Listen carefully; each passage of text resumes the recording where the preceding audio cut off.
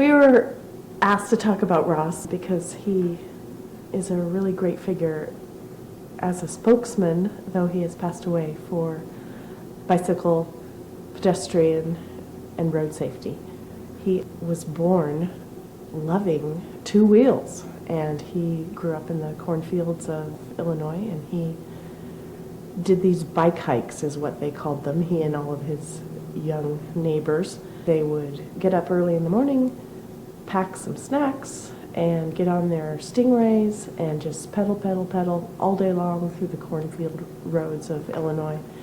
And he was chased by farm dogs, and he loved telling stories about being chased by farm dogs and how that made, the pedals just revolve so fast because they were so afraid of those dogs, but it was so fun and energizing at the same time. He loves cycling. 2010, September 27th, he had been commuting 12 miles each way to his work at Compass, which is the regional planning agency between Canyon and Ada County. He was able to work on bicycle pathways. It was a dream job for him. And he also loved maps, and he was able to create maps for the county. He was riding on McMillan and was sideswiped by a car driven by an old man who was just in a hurry, didn't see him. He was T-boned. He was T-boned, actually, yes, you're right. I have his helmet because I've kept it, and I painted all of the places that his helmet was cracked, and they're in yellow.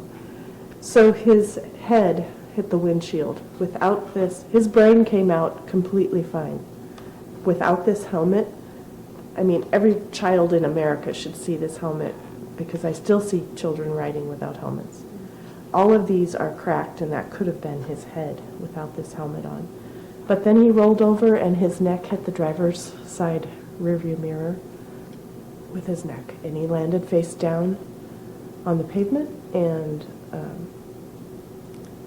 taken by total emergency services, lights flashing, to St. Al's Trauma Center, and he's a quadriplegic now. And that means a lot of different things to a lot of different people. For him, it meant 24/7 pain that was extremely difficult to manage, and as time went on, the pain would just increase. And you can't take pain meds without other side effects that are life-threatening in his case. So by 2021, he had had enough because the side effects were too much to live with. And he called hospice at that point. And we think that he is a model, the ironic model of bike lover and bike victim, car victim. And we don't call them accidents anymore. We call them crashes. And crashes have an impact way beyond the man who was driving the car and way beyond Ross, who landed on the pavement that day. The old man didn't mean to do it, and he thought that meant that he didn't do it.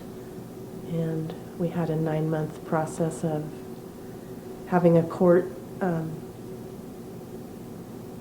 do you call those, trials? And he did his best to say, I just didn't mean it, but he did do it. And the surprising verdict was 2 years of community service. And that was a tough one for us. Not that we wished him ill, but Ross's life was completely upended, and so was ours. In 2021, some of the side effects of his injury started just really making life impossible for him. And he was the kindest patient you've ever met. He was so kind. He wrote in one of his early diaries in 2021 that he was not afraid of dying because he didn't believe that's what he was doing. He said he's beginning the first day of real living by going to heaven. And when I was hit on September 27th, 2010, I felt the initial hit and tumble head over head and plop on the pavement, he immediately opened his eyes and saw only the gravel blacktop. I knew I wasn't in heaven because the streets up there are paved with something different. He couldn't roll over or move, and the first thought that came to him was that those who wait on the Lord will gain new strength, and they will walk and not grow faint. And we take a lot of comfort in that because as soon as he died, our first vision of him is in heaven, riding his bike with his mom on the handlebars, and those two just laughing and screaming, going over rolling hills and along the roads of green pastures, basically.